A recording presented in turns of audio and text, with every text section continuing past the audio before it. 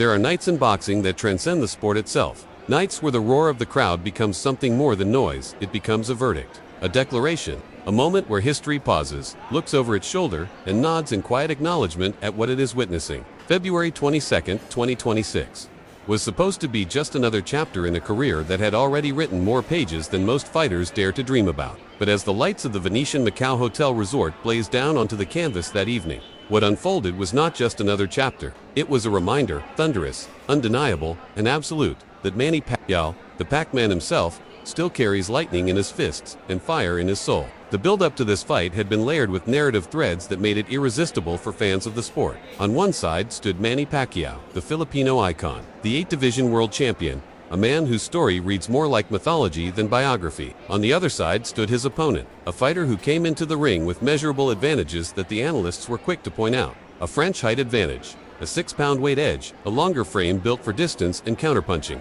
By the numbers, on paper, in the sterile language of statistics and measurements, there was a case to be made that Pacquiao would be walking into a difficult night. And yet, anyone who has followed this man's career knows that paper means very little once the bell rings and two warriors begin their conversation in the language of leather and will. Freddie Roach had spoken with his usual quiet certainty in the days leading up to the fight. The legendary trainer, who has spent years studying and sculpting Pacquiao's craft, looked anyone who would listen directly in the eyes and told them the same thing: there would be a knockout. The only question, he said, was when. What Roach perhaps did not fully anticipate was that the road to that finish would be a 10-round journey filled with drama, strategy shifts, and moments that had the crowd at the Venetian Macau holding its collective breath. Boxing, as always, had its own script in mind. From the opening bell, the story of the fight began to take shape with unmistakable clarity. Pacquiao pressed forward with the relentless energy that has defined his style throughout his career. Explosive, angular, unpredictable. His opponent, working from range, attempted to use that 4-inch height advantage to keep distance, to make Manny reach,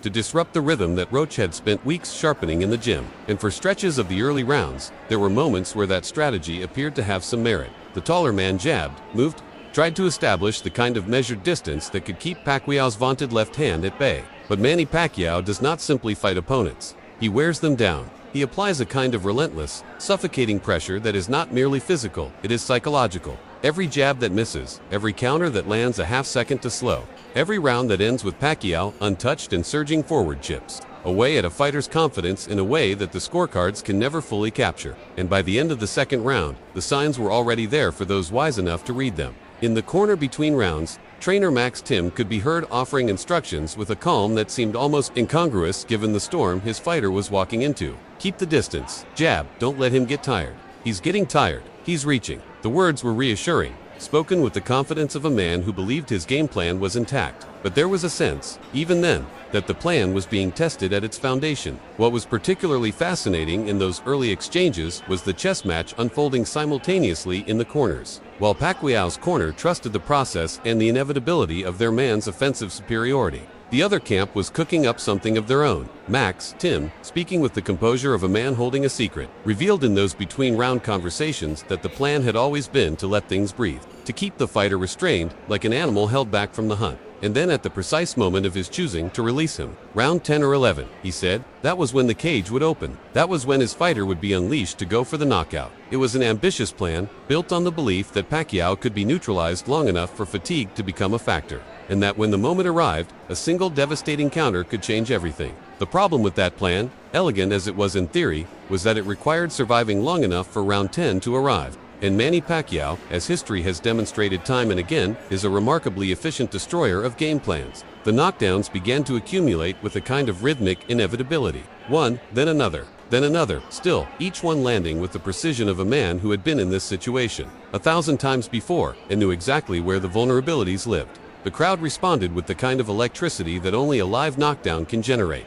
That collective sharp intake of breath followed by an eruption that rattles the walls. And with each fallen moment, the mathematics of the fight became increasingly impossible for the other corner to ignore. By the time the later rounds arrived, the unofficial scorecards in the broadcast booth had Pacquiao ahead by 14 points, a 92-76 ledger that read like the statistical representation of a one-sided beating. 9 rounds, won by Manny Pacquiao, not a single round conceded. And yet, and this is what made the night truly compelling, the opponent was still standing, still fighting, still, in his own corner's language, right where they wanted to be. When Jim Lang's voice came through the headset with the words, "Chris, we're right where we want to be," it was simultaneously audacious and heartbreaking. The kind of corner talk that speaks to the indomitable spirit of a fighter who refuses to process defeat. While the clock is still running, 6 knockdowns behind, every round lost by a significant margin, and the corner still believed. That is boxing. That is the brutal, beautiful, uncompromising essence of the sport. The refusal to surrender until the final bell, or the final count, makes surrender no longer a choice. There was a moment in the fight, a single exchange that crystallized everything.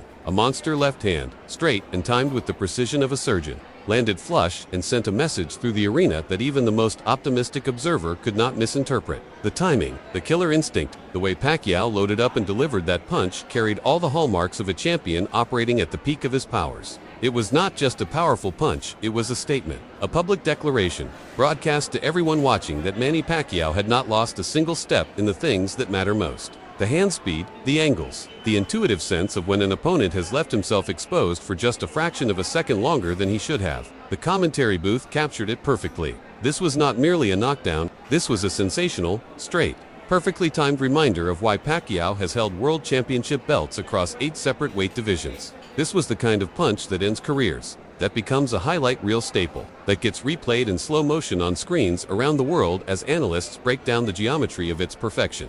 And when it landed, when the opponent dipped down and took a knee to collect himself and absorb the 8 count, the only question left was not whether Pacquiao would win.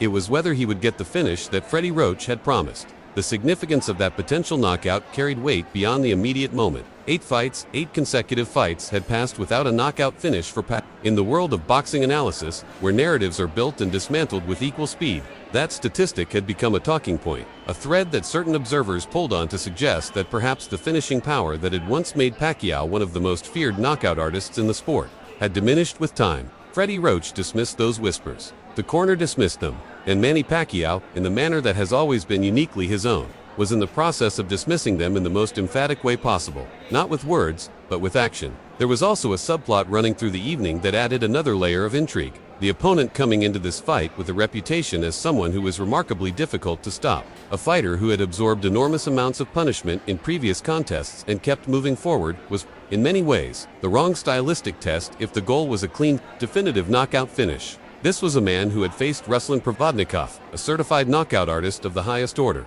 and had emerged from that crucible still standing. Not everybody believed Pacquiao would be able to step through that defense and land the finish. The size advantage, the height, the counterpunching, all of it conspired to make a knockout seem like a stretch, even for someone of Pacquiao's abilities. And yet there were those 5 knockouts. There was the accumulated devastation of a man who, despite the height and weight advantages, despite the game plan and the corner instructions and the carefully laid strategy, found himself unable to keep Manny Pacquiao at bay for 10 full rounds. The knockout finish may not have materialized in the clinical, single-punch fashion that the highlight reels would